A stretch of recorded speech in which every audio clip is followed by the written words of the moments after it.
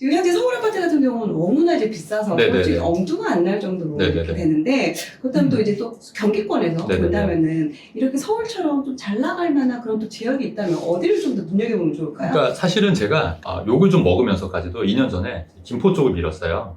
그때 당시에 김포면 별로 사람들 관심 갖지 맞아요. 않았잖아요. 미분양도 많이 맞아요. 났었고. 네, 그러니까 네.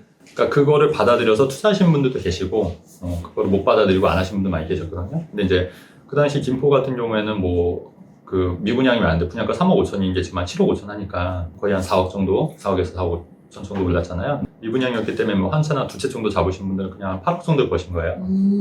그래서 그런 거 봤을 때 뭐 굉장히 좋았죠. 굉장히 좋았고 그런 틈새 시장이었었던 거고 뭐 결과론적으로 봤을 때는 수익률적인 면에서는 상당히 괜찮았다. 괜찮았는데 지금 그 수도권이 어디냐고 말씀을 해줬잖아요. 근데 네. 저는 지금은 이제 수도권은 거의 다 조정적으로 묶였기 때문에 수도권 투자는 지금 좀 한 발 늦었다. 제가 볼 때는 오히려 제가 볼 때는 수도권보다는 지금 좀 저평가된 지방 쪽이 오히려 더 투자 유망처가 되지 않겠냐. 네, 개인적으로 그렇게 생각하고 사실 그 2, 3년 전에 그 무조건 서울만 투자해야 된다고 이렇게 생각하셨던 분들도 2, 3년 전에 만약에 제 얘기를 듣고 네. 수도권의 뭐 두채 전략 그 당시에는 일시적 일가주택으로 비과세도 되니까 그런 네. 전략이 가능했잖아요. 혹은 수도권 세채 전략 이렇게 했었으면 시차를 이용한 두채 전략, 세채 전략 했으면은 지금 뭐 한 10억 정도 그냥 한 2, 3년 만에 이렇게 벌 수 있었던 그런 기회들이 많이 있었어요. 그렇게 하신 분들도 굉장히 많았고 물론 저도 이제 또 그거에 편승해서 또 그렇게 좀 투자를 좀 해왔던 거죠. 네.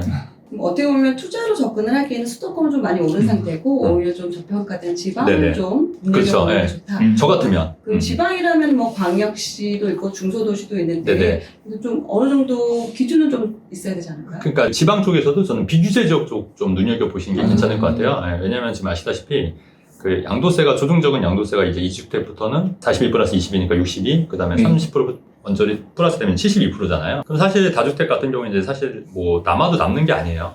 근데 지금 강원도 쪽이 좀 비조정 지역이기도 하고 저평가된 데도 있을 것 같고 일부 충북 지역, 충북 지역도 비조정 지역이 있으니까 그런 쪽 눈여겨보시는 것 같고 또 지방에서도 좀 비조정 지역 쪽으로 한번 노려보시는 것도 괜찮을 것 같다는 생각이 들고요. 그러니까 조정 지역이면서도 네. 광역시가 아닌 지역들 중에서 공시지가 3억 이하는 또 양도세 중과가 배제가 되잖아요. 그런 지역들 좀 노려서 왜냐면 이게 사실 양도세가 굉장히 중요해요. 왜냐면 이게 뭐 1억을 남겨도 뭐 72%면 사실은 남는 게 그렇지 없는 거지 않습니까? 그렇기 때문에 가급적 중과가 안 되는 지역으로 노려서 또 중과가 안 되는 방법을 찾아서 이제 투자하시는 게 다주택 전략으로 가신다고 하면 괜찮지 않겠나 생각합니다.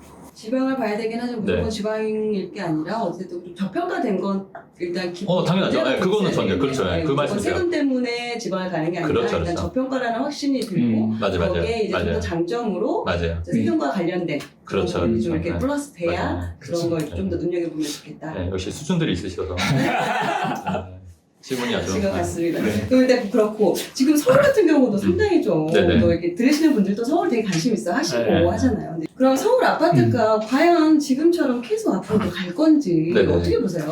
6월 이후에 집값이 좀 더 오를 거라고 예측을 좀 했었는데요. 물론 네. 제 예측이 뭐 100% 맞는다고 생각하진 않지만, 근데 그랬던 이유가 근거는 그거예요. 그러니까 6월 1일 이후에 오히려 다주택자들은 매물을 양도세 때문에 안 내놓을 거다. 금리도 낮고, 그다음에 물론 금리 올린다고 얘기하지만은 사실 올리기가 쉽지가 않고, 그다음에 코로나 사태로 인해서 돈을 많이 풀었잖아요. 인플레이션도 굉장히 임박해 오고, 그다음에 이제 그 코로나도 어느 정도 종식이 되기 때문에 사람들이 이제 보복 소비라고 해야 되나요? 이제 그런 것도 많이 그렇죠. 일어나고 하면은 이 화폐가 더 활발하게 운용이 되니까 돈 가치는 더 떨어질 수 있다. 실제로도 지금 많이 집값이 오르고 있는데, 오르고 있고, 실제로 매물도 없어요. 그래서 이제 오를 거로 예상을 했는데, 뭐, 아니나 다를까. 지금 그 다음에 정부에서도 그 규제를 더 이상 강화할 수가 없는 게, 이번에 그, 이제 서울시장에서도 이제 보궐선거에서도 패배를 했기 때문에, 대선이나 지방선거에서도 자기네들이 이제 동력을 얻기 위해서는 수요 억제책으로만 한계가 있다. 이런 걸 좀 조금씩 깨닫고 있어서, 지금 이제 공급책으로 좀 방향을 전환을 하고 있잖아요. 현실적으로 어떻게 될지 모르겠지만, 그렇기 때문에, 기본적으로 저는 더 좀 오를 거로 예상을 하고 실제로도 좀 그렇게 되고 있는 것 같아요. 그렇다면 요즘 같은 경우도 아무래도 보유세도 그렇고 네. 양도세도 그렇고 해서 똘똘한 채로 가자고 하는 그런 네네. 경향이 상당히 있고 예전에도 좀 그런 네네. 경향이 있었잖아요. 네네네. 근데 지금 만약에 지금 똘똘한 채로 지금 간다라고 네. 하면은 요런 부분에서 똘똘한 채로 가는 것도 괜찮은 방법일까요? 그럼요. 그 지금은 또 문제가 뭐냐면 그 취득세가 다주택 8% 12%잖아요. 네. 그렇기 때문에 똘똘한 한 채를 하고 나서 이제 취득세 때문에도 조정적 한 채하고 비조정적 한 채 하면은 이거는 한 채까지는 조정적은 취득세가 중과가 안 되니까 네네. 이렇게 하는데 만약 비조정적으로 했는데 이거는 이제 취득세가 일반 세율인데 다음 거 할 때는 8%지 않습니까? 네. 그렇게 되면은 이거 상당히 문제가 있기 때문에 일단은 똘똘한 한 채를 이제 취득세 측면에서도 유리하고요. 똘똘한 한 채로 가서 이제 장기보유 특별공제가 80% 적용돼 있었잖아요. 근데 그거를 지금 좀 낮춘다는 얘기가 있는 거지 않습니까? 근데 그렇기 때문에 똘똘한 한 채가 양도세 측면에서도 훨씬 유리하기 때문에 똘똘한 한 채로 많이 갔던 거고요. 또 이유가 뭐였냐면 그 자사고나 특목고 있었잖아요. 네. 네네. 그런 게 이제 폐지가 되니까 학군 수요가 더 그렇죠.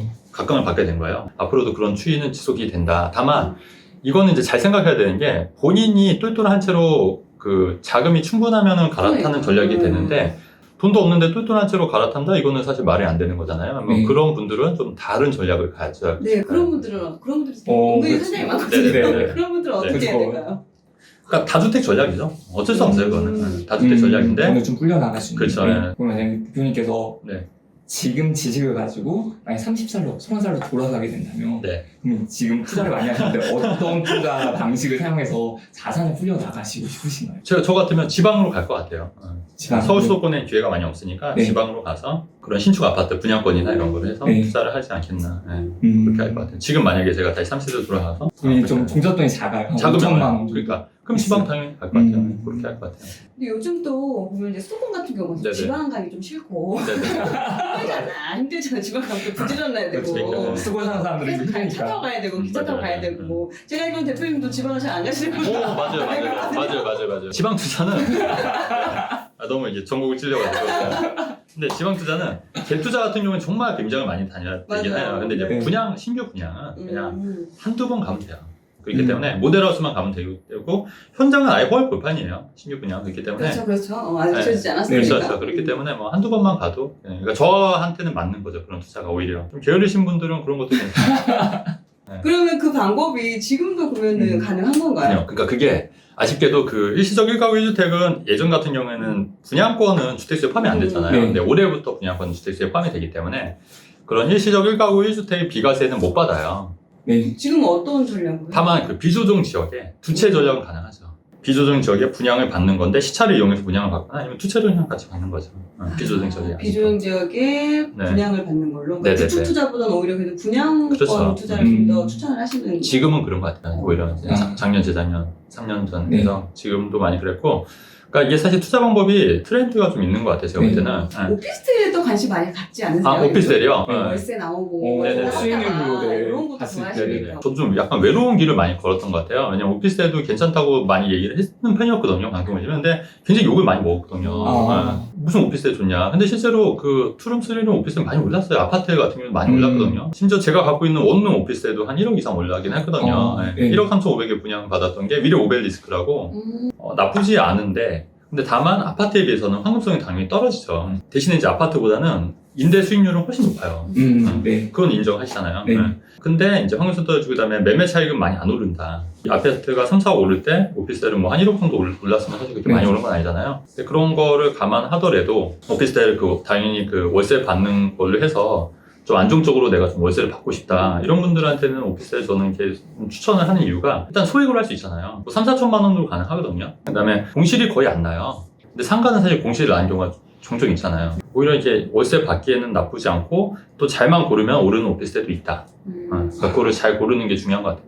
그러면 수도권에 3, 4천만 원 투자하시는 네. 오피스텔, 네네. 지방에 3, 4천 원 투자할 수 있는 네. 분양권. 분양권이죠. 그때는 지금 분양권. 분양권인데 네. 분양권인데 제가 말씀드리면 뭐냐면 근데 이미 다 있어요 자기가 분양권이. 그다음에 중도금 대출이 두 건이라고 하면은 더 이상 네. 안 나오지 않습니까? 근데 중도금 대출을 낼 자금이 없어요. 그러면 그 다음에 오피스텔 할 수 있다는 얘기죠. 그러니까 이거 아니면 이제 내가 네. 은퇴 연령이 이제 임박해서 나는 뭐 매매 차익보다는 수익성.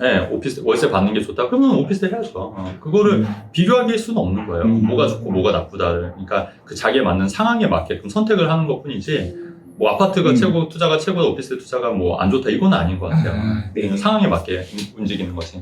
어떻게 보면 연령도 네. 좀 참고가 될 수 있을 것 같아요. 그렇죠. 기동성이 뛰어난 젊은 분들 같은 경우는 좀 지방 쪽으로 좀 더 맞아요. 적극적으로 그렇죠. 분양권이나 이런 데 좀 투자를 한다고 치고 네. 나이가 있으시고 어느 은퇴를 앞두신 분들 같은 경우는 월세 소득에 네. 대한 그런 게 또 이제 크시니까 또 오피스텔도 접근해 볼 수 그렇죠. 있는 그런 상황도 있다. 근데 대신 되게 좀 주의할 점이 있을 것 같아요. 오피스텔. 아무거나 사면 안 되잖아. 안 돼요.